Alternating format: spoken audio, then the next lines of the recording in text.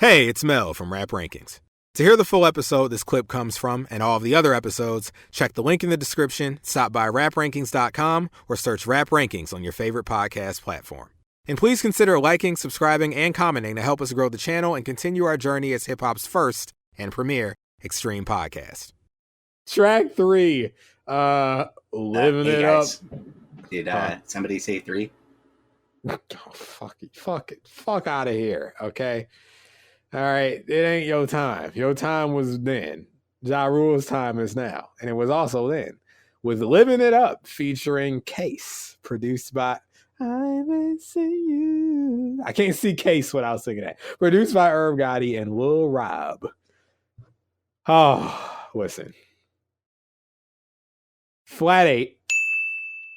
I like it a lot. Flat 8. I thought I was going to love it coming in. Okay. Maybe even give it a 10. But I got to be honest. I still think a flat 8 is a very respectable rating. Very absolutely. I like it a lot. It's a flat 8. Okay. Flat That's not 8. going Not even down 8 anytime soon. No, it's not going down. It's going to be 8. Okay. It's a solid 8. Happy to hear that. I won't keep you in suspense. It's a 10. Ding Me Baby. Holy shit. I said it was a 10 on the Rab Express, or the mixtape review, rather. To all my niggas that been living it up, what you do. All right, 10 and an 8, folks. Everybody with a 10 and an 8. What do you rate? That's right. Everybody with a 10 and an 8. Oh, that's an official read. So everybody with the 10 and an 8, okay? So fuck you if you give this a 9. Right, 9s you get spit on. You know, assaulted even. But 7's too low. Too low. You have to have everybody with a 10 and an 8. That's right. What do you rate? You either have to give it an 8 or a 10. These are the rules for Livin It Up by Ja Rule. Call in 718-635-0743 and let us know if you give this a 10 or an 8. Let us know. Those are your only two options. If it's something other than that, don't call. Don't call. No, you can call, but we'll disrespect you. Oh, right. And we don't want to disrespect our listeners, you know? They love being disrespected. They like it. Actually, people get off on that. I'm not doing that, actually. They do. I'm not fucking doing that. All right, do what you want, but call in, give your rating. If it's a 10 and an 8, or an 8, or a 10 and an 8, we'll sing the song. Ooh, an 18. Oh, shit. Folks, here it is, okay? We have both referenced this song throughout the show's history. This is like when we did the Kevin Gates song. Yes, because if we're not talking about the song because we like it, or, you know, I've told you the story about it, and I'm going to retell it, but the drop, which you just heard, and I'm going to hit it again, okay? To all my niggas that been living it up, what you do. You know, it's actually always been that low. Really? It has. Is there no way to crank it beyond where it's I usually do it in post. Oh, I normalize it. You know, normalize it, please. Yeah. Okay, I do. Hit it again. To all my niggas that been living it up, what you do. An OG rap drop. It's there from the beginning, right? Like, yeah. It's an OG. It's a fucking OG. It's important.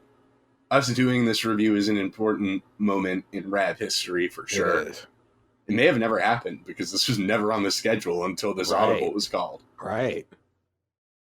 All right. Y'all brought this into existence, this review of this song. And I'm glad because I like it a lot. And Moulz thinks it's a perfect song. It's a 10 to him. I do. It's a perfect song.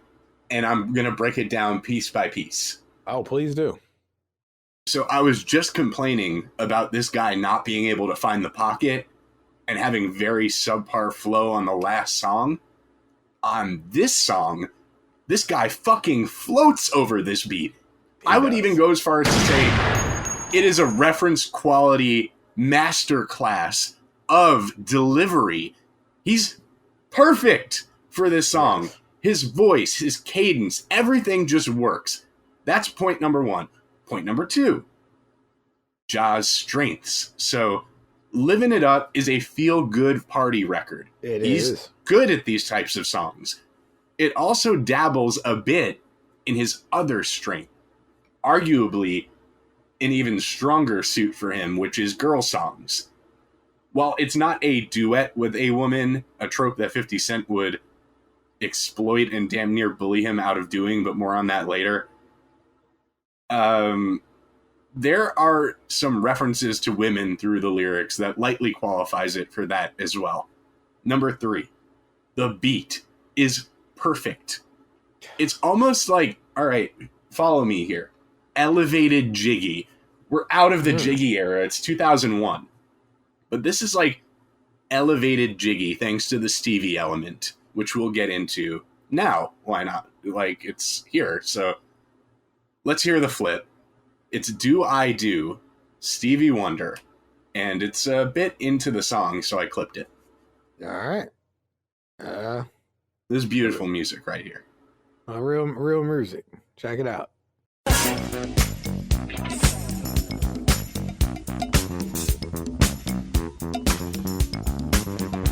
the time that I awake, I'm imagining the good love that we'll make.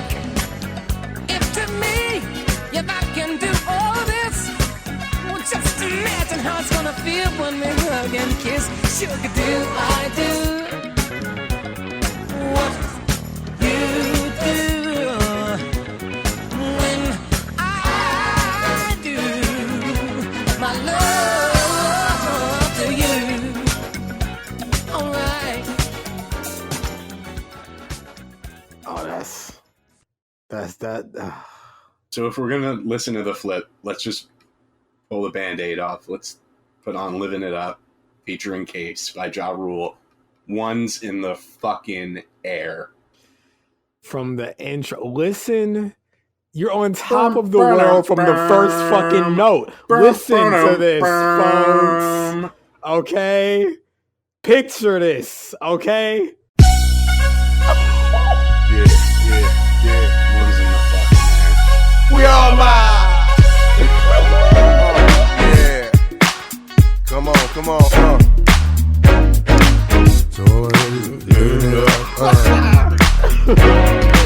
To everybody that be living it up, we say.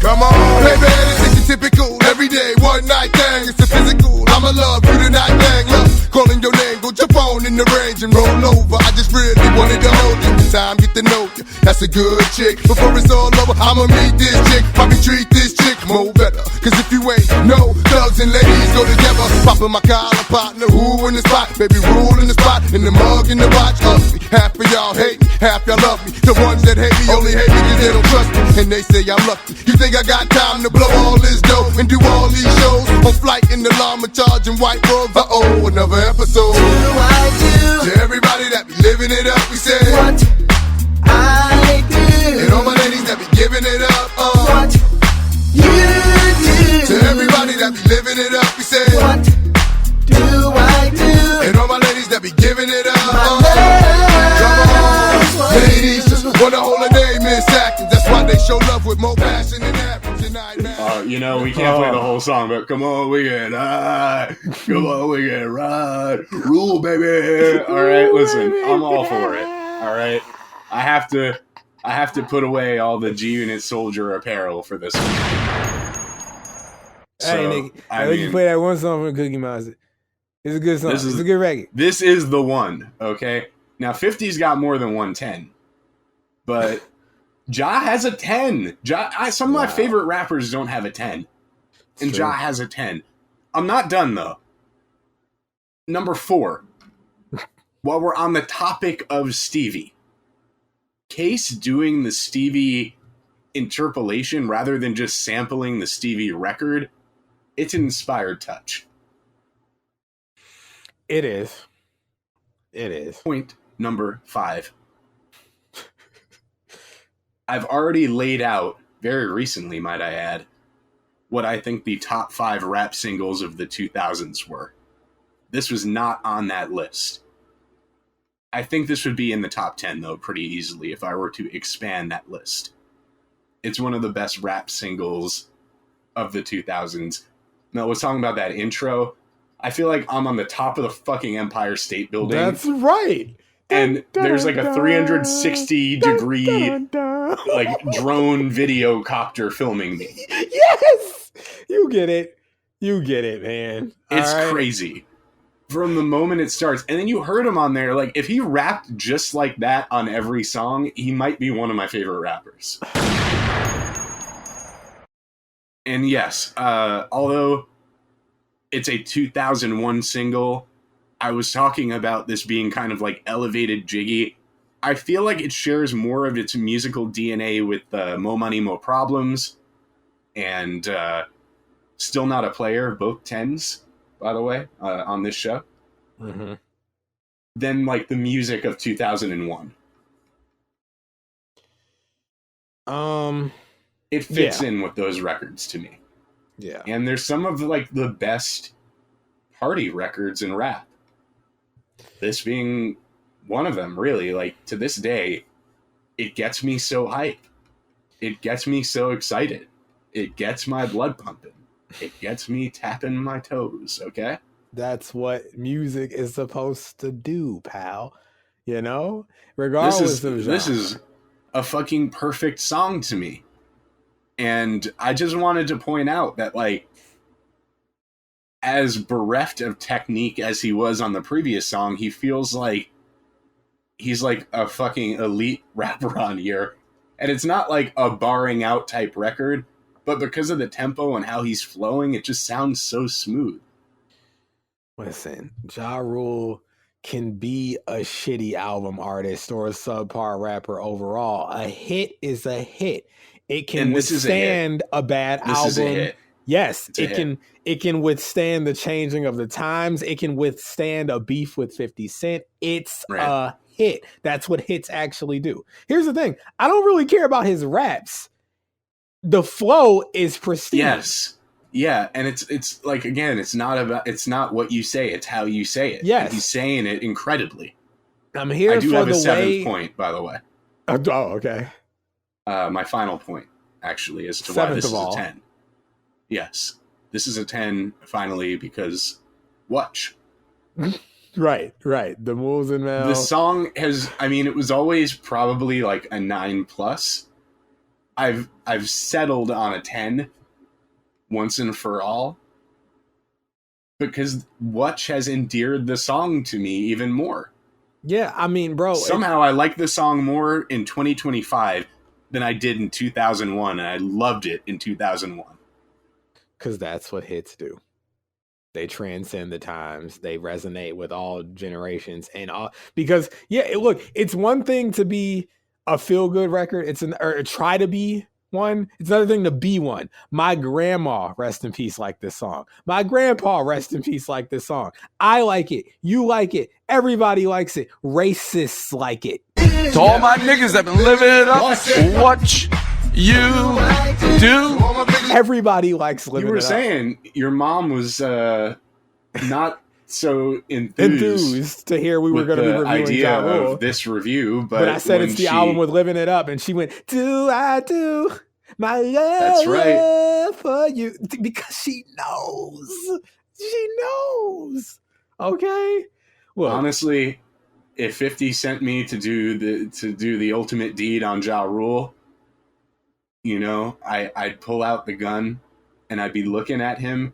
You and shed the Wesley Snipes tear? Yep, I'd shed the Wesley Snipes tear.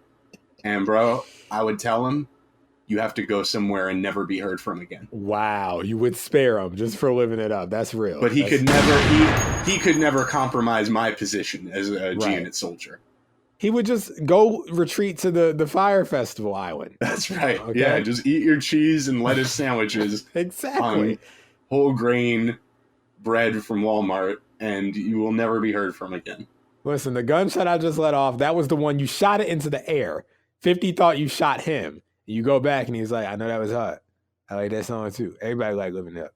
But that nigga had to die. I honestly think if I was an assassin, I would offer everybody that courtesy.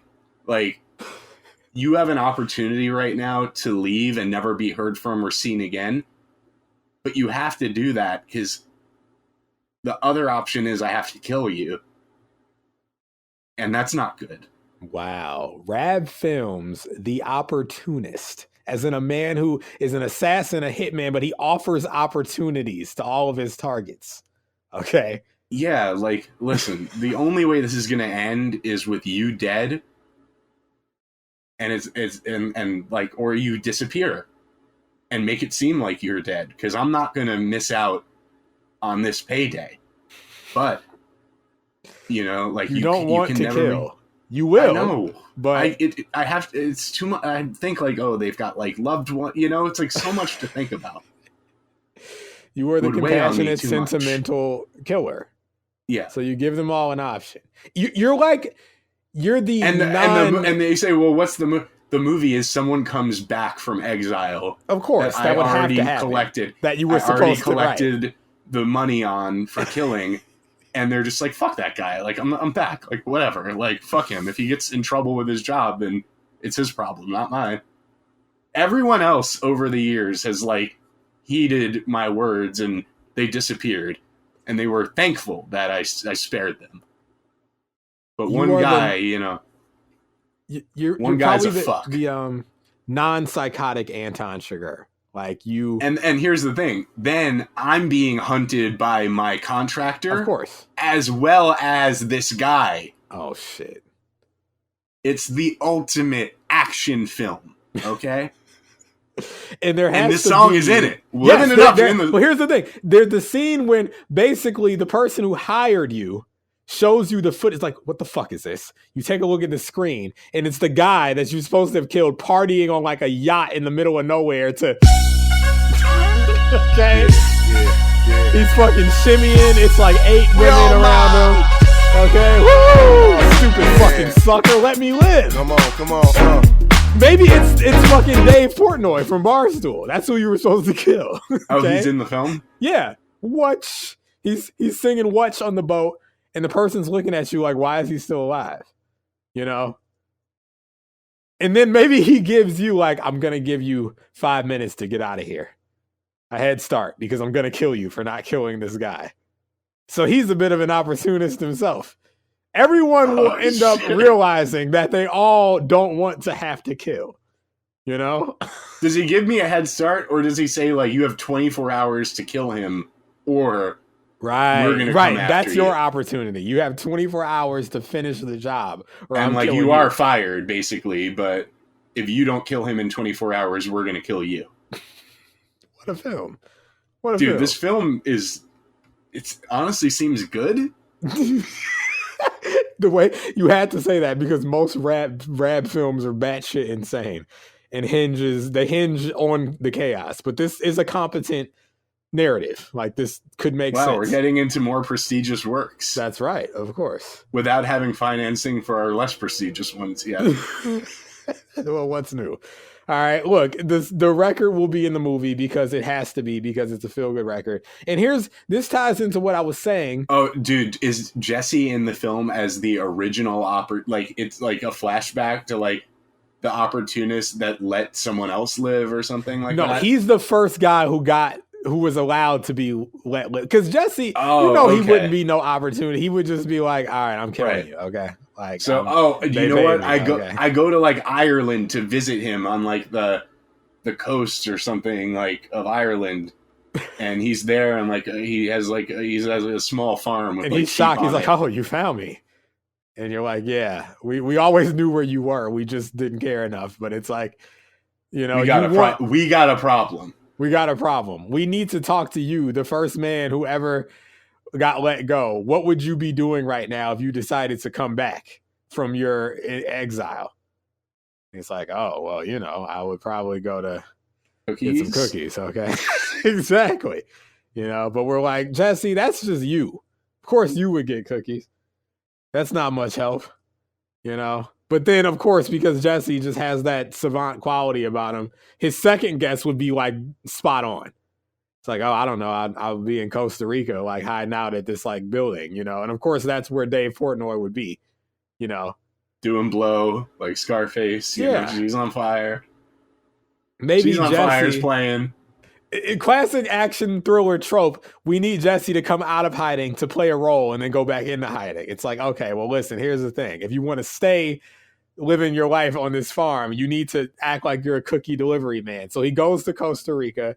He knocks on the door, and Dave Portnoy is like, who is it? Cookies? It's like, oh, the cookie is here, you know? Go get the door, you know? And Jesse, he starts firing away. You know, the gun is in the cookie box.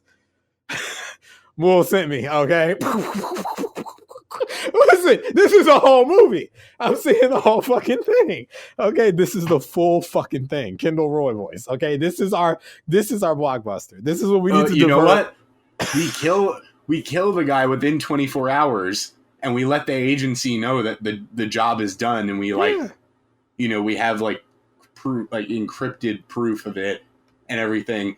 And the agency's like, basically, like, we're still gonna kill you. Like, we don't. No. You know too much. Like, you still gotta die. Thanks for doing what we already paid you for, though. Wow. Because you know that's what would happen. Right. You just know it after all of that. 24 hours to kill the guy. You've somehow managed to pull it off in the craziest way. Wow. And then Moulz is just bleeding out, and all you hear is, rest in peace to my nigga Stretch. My nigga Pop. So much pain. This is just in the movie.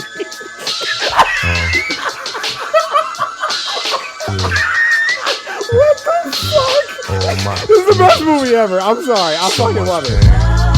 Okay. Yeah, no, listen. We need to get this fucking shot. It has all of the absurd qualities of your usual rap film, but it's coherent enough to work. Like, holy shit. Okay. Oh, man. I'm in the movie, but just at the end, because I'm crying at the funeral. Because I was like your assassin friend. I'm Ja Rule at the beginning of this album, at the end of the film. Right. I'm in the warehouse. I'm crying at everyone's tears. All of the opportunist tears in the past who have given opportunities. You had to suffer. Holy shit. Okay. We're supposed to be reviewing Livin It Up. Okay. We are reviewing Livin It Up. This is all because Livin It Up feels good, and it made us. That's what Livin It Up gave us just now. And I already told you everything about Livin It Up. Right, your 7 points of my 7 points of love. Of love. Your 7 points of love. Moulz' famous 7 points of love. Well, here's the thing. I'm not even done. There is archival too when you've got all your when you've got all your shit in. Let me know. Okay, well, I'm gonna just tell them this. This is an early 2000s Mel select. Like, if I had to make a 2001 compilation, this is going on there. It puts you there, It puts me fucking. Oh my god! This and Always on Time. Which I'll just say, spoiler, they're my two favorite songs on this album. Yeah. They evoke a nostalgia that actually puts me back where I was when these songs were popular. That's right, because Livin It Up in Not 2001. this like kind of nebulous nostalgia. No. It's like a very I have specific memories of being at people's bar mitzvahs and this shit is playing, That's right. I'm remembering these songs in a very, very specific manner. And it brings me back to my first couple months of being in high school. This album and, the songs from it, mainly. The big, singles. I'll tell you where I was, because the song is evocative in that way, and it will put me back there. I was in 3rd grade. This is 8-year-old Mel. No, I was in 4th grade officially. I was coming out of 3rd grade. So it would have been... Livin It Up to me in 2001 when this came out, it means I caught a fucking Lugia on that fucking island, okay, in Pokemon. I'm trying to be the first 8-year-old on the Chicago Bulls, okay? And this is what I'm picturing to this song. Like, fucking Kate's gonna be cheering for me in the front fucking row. You niggas don't know, okay? That's what Livin It Up feels like. You got a rare Pokemon and you're an NBA player at 8 years old and your crush is cheering for you, okay? Right now, I might be dying it up, okay? I could have a muscle strain or cancer or sepsis or heart wall inflammation, whatever I was researching. He's been on the WebMD. I've been on it, but you know what? This shit was still hitting through all of it. Even as I was clutching my chest, I was living it up. Because you have to sing it, okay? Because that's what hits do. It's perfectly placed 808 drops, that clap with the quiet reverb, that crash, clap with the reverb, the orchestra. This is my favorite element of the song. It's those orchestral stabs. It's that dun dun dun hum hum hum hum. You that's what you need. And then that buggy synth. Listen, this is music, okay? This is rap. This is what rap can do. And here's the thing. I will ask because I feel like, and this is rare because as a kid, I was only getting this shit from the radio, but I swear I heard a dirty version back when I was a kid. Now, it's not on the album though. What do you mean? Like the dirty version wasn't included on the album version. What's missing? Like the dirty lyrics, you're asking? Because he's supposed to be saying all kind of, you can hear it in the first verse, like in the rhyme scheme where the words should be, like the bitches and the hoes. When he's like, I'm gonna meet this chick, probably cheat this chick, mo better. No, there's a dirty version out there. It reminds me honestly of the I'm sure it's probably like the I think it was like the single CD, CD single and vinyl single. Yeah, it's out there to listen to. It's less rare than when we did was it doo-wop? When we did the Miseducation and we found like the dirty version. Yeah, there's like a dirty version and then there's like an edited version and then there's like a more dirty version. Yeah. This is, I recall hearing it as a kid, but like never again. You know, and I'll tell you on the streaming services, the like explicit version of the album still has the clean version of the song. And I searched all. It might have to do with the fact that Stevie Wonder maybe didn't want to clear the record. That might have been it. Unless the song was scrubbed of profanity. You go back to like School Spirit on the College Dropout. Mm-hmm. That song, you know, all the curse words, at least on the first pressing, were edited. I think maybe on the second as well. Just the mix was updated. Well, you know, Patti it might have LaBelle, also, I think, didn't want Kanye to curse on a song that sampled her, and that was her kind of line in the sand in terms of clearance. Could have been that, but it also could have easily been they knew they had a fucking hit that worked outside of rap with so many different audiences, so don't fuck it up. Like, if people do buy this album, give them that version they heard on the radio. Like this, like you said, you were hearing it at bar mitzvahs. Like, I could understand that being like, yo, we got Livin It Up. Like, don't fuck up Livin It Up. You know, he might have told Irv, or Irv told him, like, we're not going to fuck this up. But Livin It Up, like, not only played at bar mitzvahs when I was young, being invited to them, but they played at bar mitzvahs and Sweet 16s and stuff that I was working when I was in college. None of his other records got played. Like, none of them had that long of a tail, I could say, in terms of, like, being played out in public. I've heard this one out in public more than I've heard any of his other records. Good. Because this is the one. Yeah, definitely. There's another song that samples that Stevie song, by the way. It's J.R. Writer, Full of Love, featuring Reza from Writer's Block 2, I think? 3? 4? I don't fucking know. He's got a lot of them. All right, well, J.R. Writer. I know Isaiah Writer. Okay, here we go.